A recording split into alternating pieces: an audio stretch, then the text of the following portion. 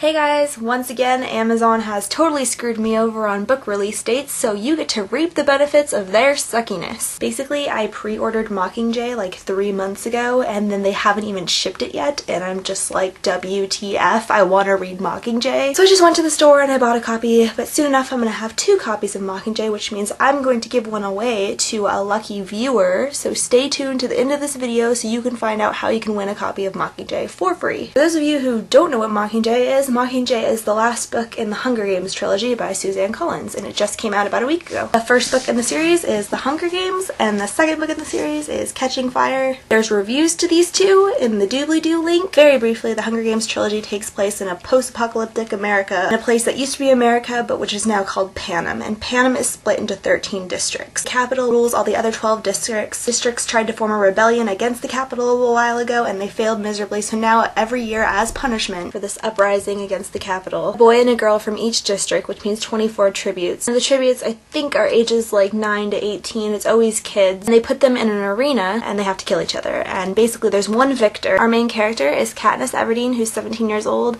and her little sister gets chosen to be in the Hunger Games as the girl to represent District 12, which is where she lives. And she takes her place. And so she goes through this whole emotional roller coaster of being in the Hunger Games, being in the arena, being videotaped in this post-apocalyptic world where the capital always prevails and all the other 12 districts always get screwed. The 13th district was really big in the uprising before the Hunger Games, and so they were bombed completely, and there's no one's ever heard of the 13th district. It's a very crazy world, and Katniss Everdeen basically just has to survive it. Catching Fire was the second book in the series, and it's so far definitely my favorite. I loved Catching Fire, and I love all 3 books so much, but this one is my favorite. Something about the middle book in a trilogy is really appealing to me. The first book, I feel like it introduces everything, so while it's entertaining, you're still kind of learning about the world, and then the second book's really great because it really has to stir up the action that leads to the final book, and so I've always liked second books in trilogies the best. And then we have Mockingjay, which is the last book, and it just came out, and wow, I finished it in a day, and it was really fantastic. It was an emotional roller coaster. I mean,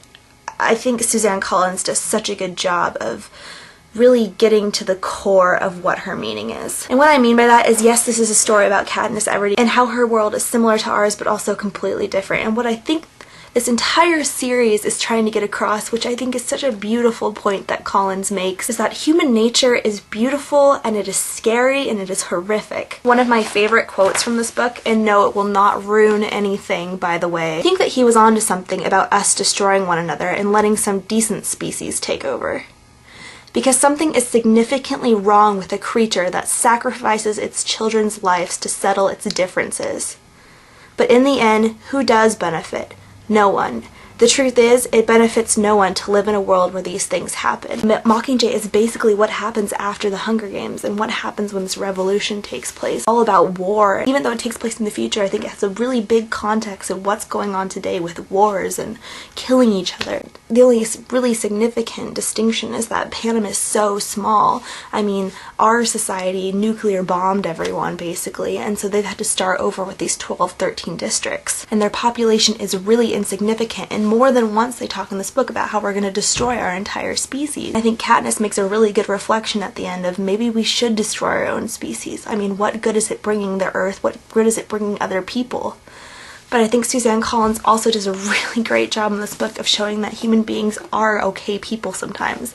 We're messy and we're complicated, but we also have minds and hearts, and you know, while some of us aren't all good, we're not all bad either. Where you have this evil dictator, and even though you have 2 opposing sides fighting each other, there's good people and there's bad people on each side. There isn't just the bad and the good. I think Suzanne Collins has done such a good job of making an entertaining post-apocalyptic book that is also a reflection of our own society today. This book was a fantastic ending to the series. It was very, very emotional. It was up and down. I have to admit, there's an epilogue in this book that's about 3 pages long, and it totally reminds me of the Harry Potter epilogue. I just can't help it. I haven't read a series like The Hunger Games in a really long time where it was entertaining and well written, and the characters I all liked every character. Every character had flaws, particularly in this Katniss Everdeen. She's our heroine, you know, and I think because Collins does a really good job of showing us all of her flaws, and she has so many, but at the same time we still relate to her and we still like her, and I think that's important to have in a main character, and I think she does a brilliant job of keeping that integrity of a human being, that they're not perfect and they're not just the Mockingjay, they're more than, you know, a hero or a propo, so to say. So please pick up the Hunger Games series by Suzanne Collins, and if you've read the first two, definitely pick up Mockingjay. I'll see you guys later. What? Why are you still here?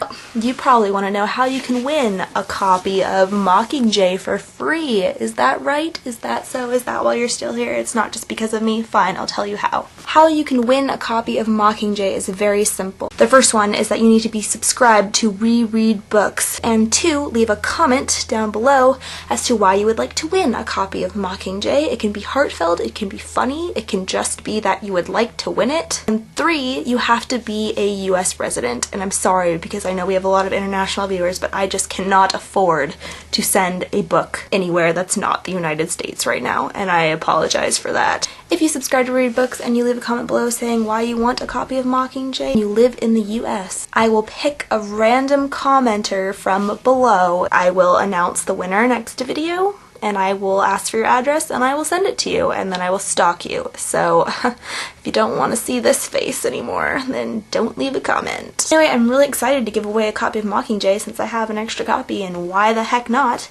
And I really hope you guys read the Hunger Games series by Suzanne Collins, and I will see you guys all soon. Bye!